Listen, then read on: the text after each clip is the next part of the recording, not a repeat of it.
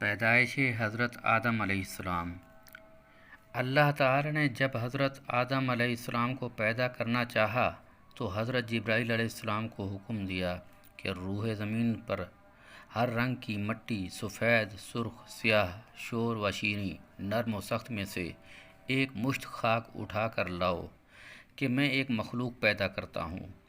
جب حضرت جبرائیل علیہ السلام زمین کے پاس گئے اور چاہا کہ ایک مشت خاک اٹھائیں تو زمین نے پوچھا، کس واسطے اتنی مٹی کم کرتے ہو؟ حضرت جبرائیل علیہ السلام نے جواب دیا، حق تعالیٰ اس سے ایک مخلوق پیدا کریں گے جو زمین پر رہیں گے، نیک اور بد بھی ہوں گے، عقاب اور ثواب ان کے واسطے ہوگا۔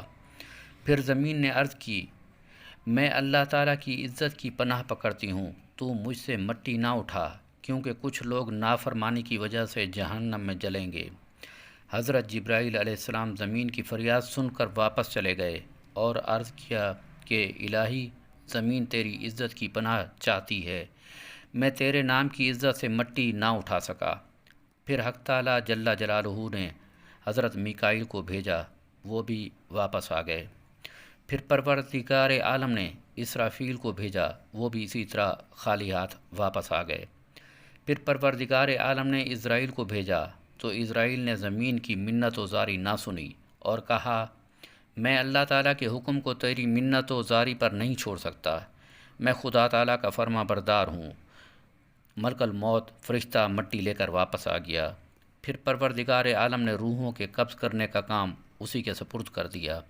پھر اللہ تعالیٰ نے فرمایا، اس مشت خاک کو جہاں پر اب کعبہ مکرمہ ہے وہاں رکھو۔ پھر 40 دن اس پر بارش برسائی، 39 دن غم کی بارش اور 1 دن خوشی کی بارش برسائی گئی۔ اسی واسطے ہر آدمی اکثر رنج و غم، فکر و اندیشہ میں مبتلا رہتا ہے اور خوشی بہت کم ہوتی ہے۔ پھر حق تعالیٰ نے اپنے دست قدرت سے اس گارے سے حضرت آدم علیہ السلام کا خوبصورت قالب بنایا۔ بعض روایت میں ہے کہ وہ قالب 40 سال تک وہاں ہی بے جان پڑا رہا۔ جب پروردگار عالم جل جلالہ نے چاہا تو اس قالب میں روح کو داخل ہونے کا حکم دیا۔ جب روح اللہ تعالیٰ کے حکم سے اس قالب میں داخل ہوئی تو وہ خاکی بدن جو ٹھیکری کی طرح تھا گوشت پوست ہڈی سے بدلتا گیا۔ جب روح سینہ تک پہنچی تو حضرت آدم علیہ السلام نے اٹھنے کا ارادہ کیا تو وہ وہیں زمین پر گر گئے۔ اللہ تعالیٰ نے فرمایا، وَكَانَ الْإِنسَانُ عَجُولًا، یعنی پیدا کیا گیا انسان جلد باز۔ انسان کی فطرت میں جلد بازی ہوتی ہے۔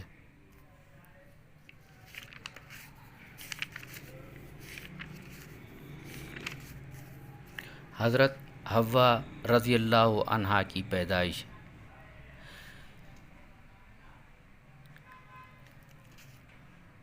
حضرت ابن عباس سے روایت ہے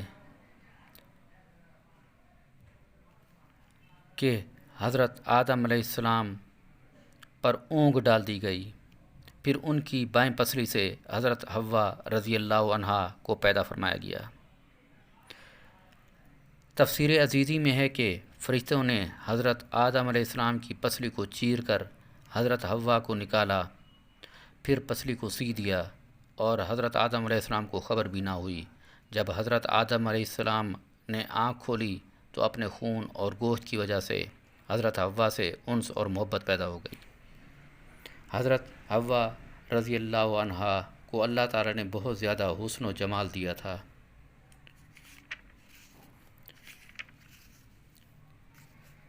حضرت آدم علیہ السلام کا حلیہ مبارک۔ ابن ابی حاتم میں ہے کہ سرور کائنات صلی اللہ علیہ وسلم نے ارشاد فرمایا کہ حضرت آدم علیہ السلام گندمی رنگ کے تھے اور لمبے لمبے بالوں والے اور بڑے قد و قامت والے تھے، اور زیادہ بالوں والے تھے اس لیے درختوں سے بال الجھ گئے تھے۔